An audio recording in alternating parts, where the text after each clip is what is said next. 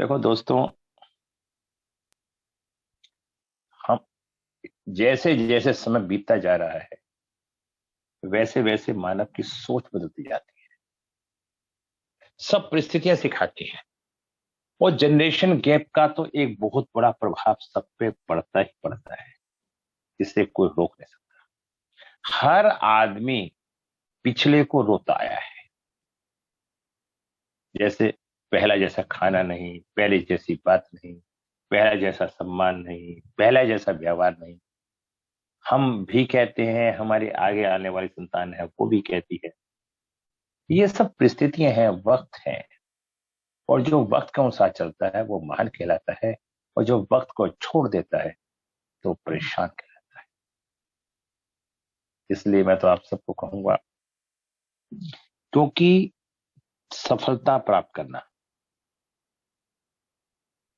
कहना बहुत छोटा सा है, शब्द है, लेकिन इसको पाना बहुत कठिन कार्य है। कठिन कार्य से मतलब सिर्फ यही नहीं कि उसे पाना, हमारे भाव, जब तक हमारे में पेशेंस नहीं आएगा, संयम नहीं आएगा, हम किसी भी चीज की प्राप्ति नहीं कर सकते। जिस तरह से लोशो गीत में ये बताया जाता है, जब 2 नंबर नहीं होता तो चंद्रमा खराब हो जाता है। वो चंद्रमा किस किस कारण से होता है, किन किन परिस्थितियों में होता है, जब तक हमें ये ज्ञान नहीं होगा, जब तक हम उस ज्योतिष को नहीं एक्सेप्ट कर पाते। चंद्रमा खराब होना ये एक शब्द है, और कितने तरीकों से खराब होता है ये जानना ज्ञान है। तो जैसे जब चंद्रमा खराब हो जाता है वैदिक कुंडली में, अगर चंद्रमा शत्रु घर में बैठ जाए या किसी पापी ग्रह की दृष्टि पड़ जाए, उन सब दृष्टियों के अनुसार चंद्रमा खराब ही कहा जाता है। चंद्रमा और शनि का संयोग बन जाए तो विषयोग बन जाता है, और चंद्रमा और राहु एक साथ जुड़ जाए तो ग्रहण दोष बन जाता है। क्या आपके तिल है कहीं बॉडी में? मेरे फेस पे है। फेस पे है ना? तो सीधी सी बात है, आपका लगन में राहु बैठा है। जैसे मेरी जो पथरी है, जिसको भी दिखाई है वो कहते हैं 7वें घर में राहु है। नहीं, ऐसे तो नहीं कहा जा सकता। जो 7वें में है तो 7वें कहा जाएगा। अगर 7वें घर में है राहु, तब भी फेस पे तिल हो सकता है। 7वें राहु की दृष्टि कहां पड़ेगी? लगन पे। और जब लगन क्या होता है? शरीर। जब शरीर पे पड़ेगी तो वहां पे तिल होगा। कि हमारी बॉडी, इससे आपको आपकी कुंडली सही है गलत है मालूम होगा नहीं होगा? बिल्कुल सर। क्या क्या आप लोशो ग्रिड से तिल बता सकती हैं? नहीं, बिल्कुल नहीं। देखिए, आपको प्रारंभ का ज्ञान होना अनिवार्य है। अगर प्रारंभ का आपको ज्ञान नहीं होगा तो आप ये बात जज नहीं कर पाएंगे। 12 भाव होते हैं और राहु जहां जहां बैठता है, आपको कुंडली के भाव के बारे में बताया है। 12 डब्बे। इन 12 डब्बे के बारे में आपको कितना ज्ञान है? क्या जानते हैं आप सब? बिल्कुल परेशान होने की जरूरत नहीं है। जिसको जितना आइडिया है उतना सीखने का प्रयास करो। ये वैदिक ज्योतिष हमें बार बार रिपीट करनी पड़ती है, बार बार। जिससे, क्योंकि एक बार में, 2 बार में, 3 बार में, 4 बार में इसका ज्ञान नहीं हो पाता। जब इसे हम बार बार रिपीट करेंगे तो इसका ज्ञान हमें धीरे धीरे होता चला जाएगा। और जब हमें ज्ञान हो जाएगा तो हमें आनंद आने लगेगा। देखिए, हमने पढ़ाया था, ठीक है, मैंने आपको ये 12 डब्बे 30-30 अंशों के होते हैं। 30-30 अंशों का मतलब ये है कि 360 अंश का हमारा वृद्धि होती है। और 12 राशियां होती हैं। 12 राशियों को 30-30 अंशों में बांट के 12 × 36 360 का अंश कहलाता है। तो इसलिए हर ग्रह 30 अंश का होता है। पहले तो आप ये जान लीजिए। इसके बाद मैं बताता हूं। पहला घर जो होता है इसे हम लगन बोलते हैं, दूसरा घर जो होता है इसे हम धन बोलते हैं। पहला लगन, दूसरा धन, और तीसरा घर भाई पराक्रम, और चौथा घर सुख, और पांचवा घर संतान, छठा घर शत्रु, सातवां घर पति पत्नी, और आठवां घर आयु, और नौवां घर भाग्य, और 10वां घर कर्म, और 11वां घर लाभ, और 12वां घर व्यय। 12 के 12 घर होते हैं, 12 घर 12 राशि, 9 ग्रह, 27 नक्षत्र, इनमें पूरा का पूरा ब्रह्मांड समाया हुआ है। अगर जब हमें इन बातों का ज्ञान हो जाएगा, इन बातों का कि हमारी राशि कौन सी है, इस एक नंबर की जो होता है वो एक नंबर के अंदर कोई सा भी नंबर आ सकता है। जहां पे पहला नंबर होगा वहां पे 1 2 4 से लेके 12 के बीच में कोई भी नंबर आ जाएगा, वो व्यक्ति का लगन होगा। लगन में 6 चीजें फिक्स होती हैं: यश, अपयश, लाभ, हानि, जन्म, मृत्यु। ये 6 चीजें नहीं बदलती, ये पिछले कर्मों के अनुसार व्यक्ति लेके आता है। उसके बाद जो कुछ भी संसार में घटना घटती है, पहला पन्ना भी ईश्वर लिखता है, और जीवन का लास्ट का पन्ना भी ईश्वर लिखता है, और जो बीच का पन्ना होता है उसके रंग हम भरते हैं, रंग हम भरते हैं और हम बदलते हैं। जब वो रंग हम भरते हैं तो उन रंगों के आधार पे हमारा जीवन आगे चलता है। आप समझे? 12 भाव ऐसे बनते हैं जीवन के। और हमने कई बार हम चर्चा करते हैं कि जो भगवान करता है वो सही करता है, बिल्कुल हकीकत है। पहला चैप्टर भगवान का। क्या किसी को ये पता है कि किसका जन्म हुआ है, क्यों हुआ है, कहां पे हुआ है, कैसा हुआ है? क्या इसमें कोई दखलंदाजी कर सकता है संसार का व्यक्ति? क्या अंतिम पन्ना जब व्यक्ति की मौत होती है, क्या उसमें कोई दखलंदाजी कर सकता है संसार का कोई भी व्यक्ति, कितना भी ताकतवर हो, कितने ही पैसे वाला हो? नहीं सर। कर सकता है कोई दखलंदाजी? नहीं सर। नहीं कर सकता। और जो बीच का पन्ना है, जो जीवन को जीने का तरीका है, उससे हम अपने हिसाब से चलते हैं, अल्टा पलटी करते हैं, लेकिन उन्हें ये नहीं पता होता जो लास्ट का पन्ना है वो भगवान के हाथ में है। तो इसलिए इन छोटी छोटी बातों को थोड़ा सा समझने का प्रयास को। ये 12 भाव मैंने बता दिए। अब किसी व्यक्ति का, अब आपको मैंने बताया इसमें पूरा ब्रह्मांड समाया होता है। अगर आप किसी भी विधि के द्वारा, मैं आपको ये बता देता हूं वैदिक के अनुसार, आपके सप्तम भाव पति पत्नी का है। अगर वहां का मालिक अपने से बार में बैठ जाए, ये मतलब छठे स्थान पे बैठ जाए, उस पति की तू मैं जीवन भर रहेगी, उसे कोई ताकत नहीं रोक सकती। क्या जैस्मिना जी इस बात को आप लोशो गेट में बता सकती हैं? बिल्कुल नहीं। क्या इस बात की जरूरत नहीं पड़ती हर व्यक्ति को जानने की? पड़ती है सर। है? बिल्कुल पड़ती है। पड़ती है ना? हाँ जी। तो क्या ये हमें जानना नहीं चाहिए?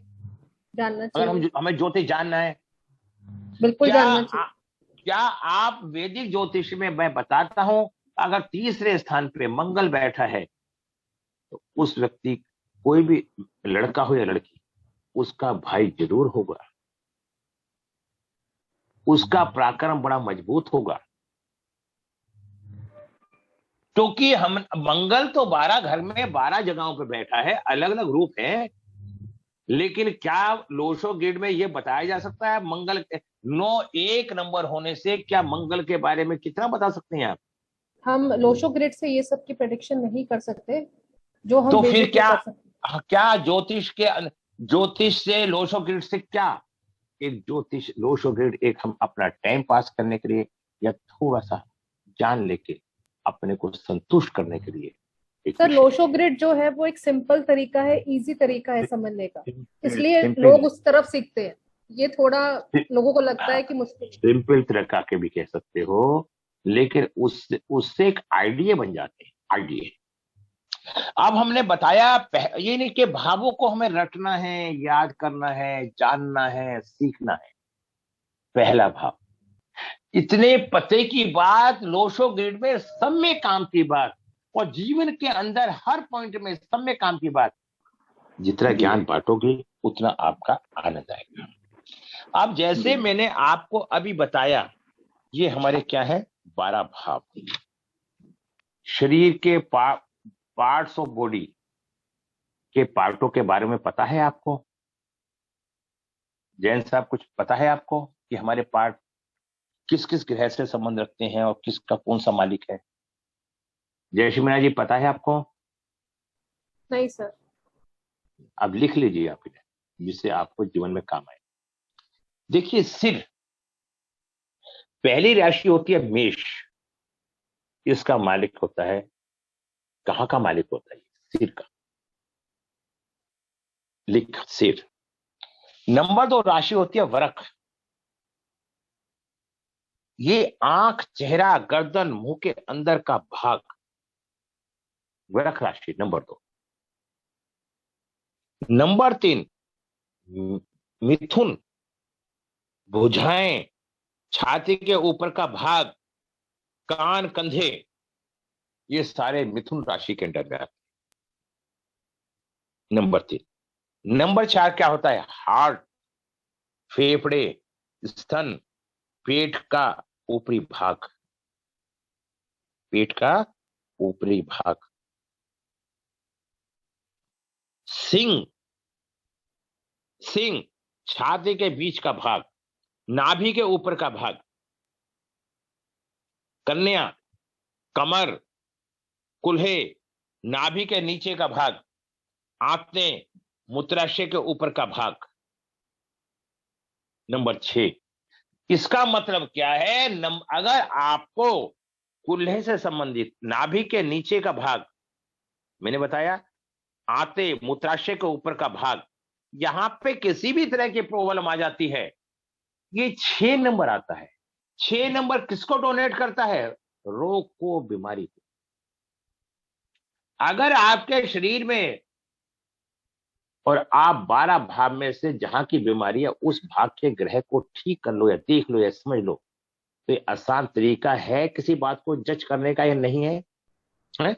अगर आपके सर सिर में चोट लग गई सर एक तो चीज पूछ सीधा सीधा सकती हूँ? संबंध है कि मंगल ग्रह से संबंध है। सिर का मालिक कौन है? मंगल। और छठे स्थान का है रोग का, और छठे स्थान का जगह क्या है?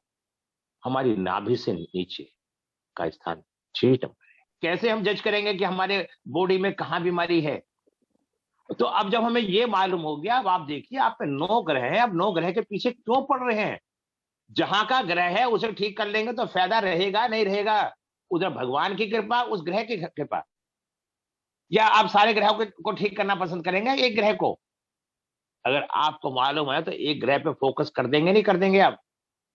तुला, तुला का मतलब क्या है? मैंने कल बताया था आपको, क्या कोई बताएगा नए स्टूडेंटों में से? सर तराजू जैसे हर चीज नाप तोल के बिल्कुल, बोलता है। बहुत बहुत बढ़िया बढ़िया, तराजू, बहुत अच्छी बात। ये विल, अपने वो विल पावर है कि हम कितनी जल्दी जज कर रहे हैं। तुला, ये तुला का संबंध हमारे पार्ट ऑफ बॉडी में पता है कहां से है? पता है आपको? बोलिए जयश्री जी, आप भी बोलिए। नहीं सर, नहीं पता। तुला राशि सप्तम स्थान होता है, ये पति पत्नी का कारक होता है, और इसका जो स्थान होता है मूत्राशय या नाभि के पीछे का भाग। अगर आपको यहां पे कोई प्रॉब्लम आ जाती है, बीमारी आ जाती है, कोई क्लाइंट आपके पास आता है, तो आप क्या बताएंगे लोशो ग्रिड देख के? बताइए मुझे एक मिनट। कि उसका ये तुला राशि, वैदिक में तो तुला राशि देखेंगे ना, ये खराब है। हाँ हाँ हाँ, वहां क्या देखेंगे? 7 नंबर। 7 नंबर से नहीं नहीं नहीं, बीमारियों को हम 7 नंबर से नहीं देखते। बीमारी 6 नंबर से देखते देखिए, हम घूम जाएंगे, वहां से हम कॉन्फिडेंस नहीं कर सकते। हम बीमारियों को 3 और 5 नंबर से देखते हैं, लो शुगर में।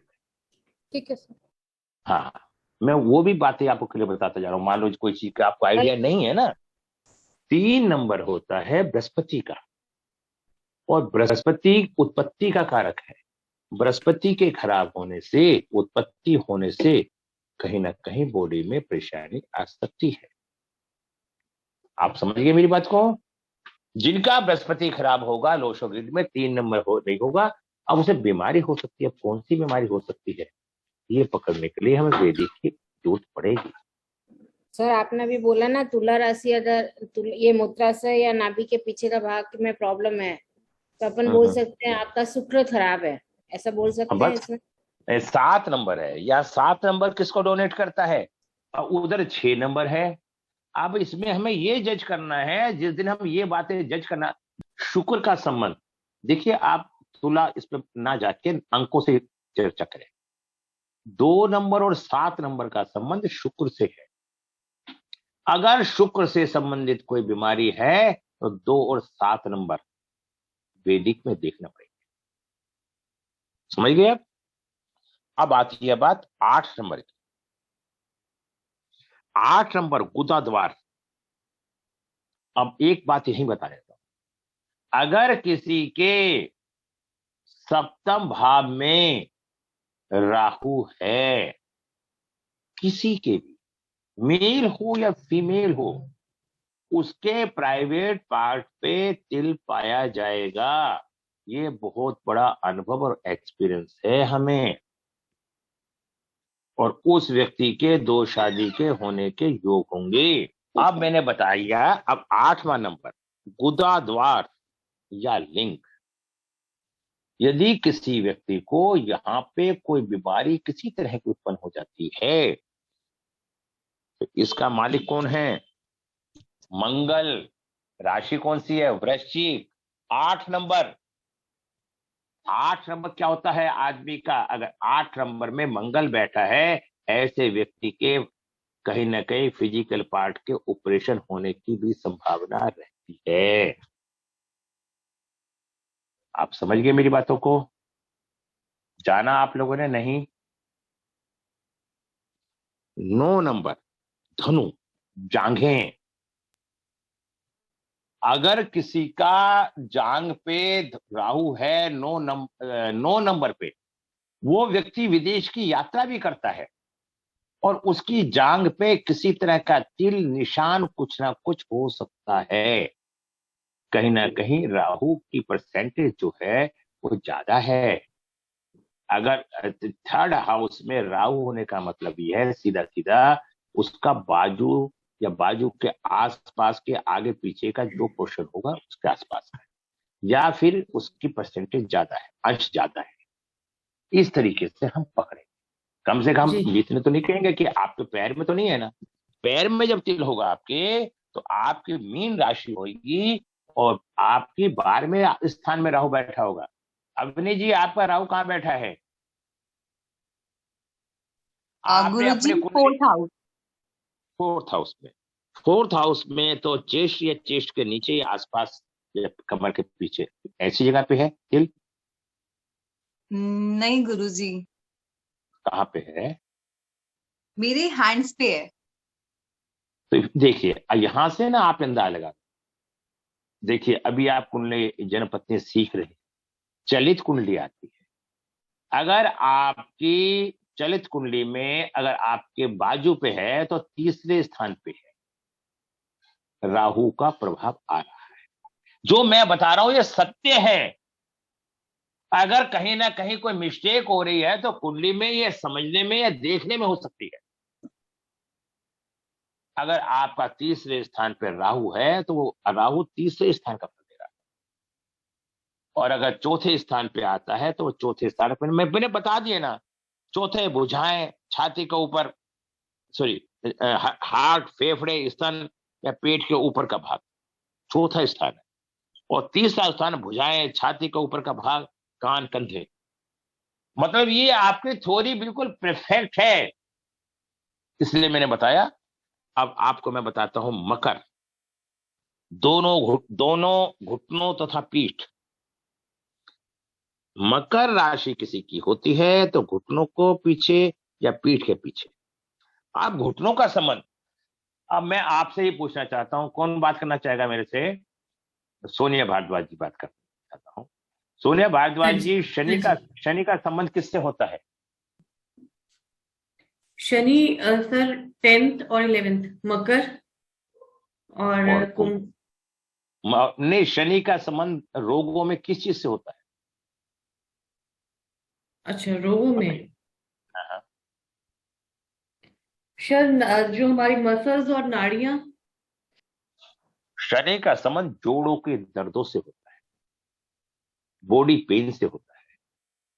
अच्छा, तो नाड़ियां नहीं आती, नस नाड़ी नहीं आती। नस नाड़ियों का संबंध बुध से होता है। ऐसे बारीकी से पकड़ना पड़ेगा आपको सबको। जी। आप जोड़ों का संबंध, अब हमने क्या बताया, मकर राशि, तो दोनों घुटनों का पीछे का भाग,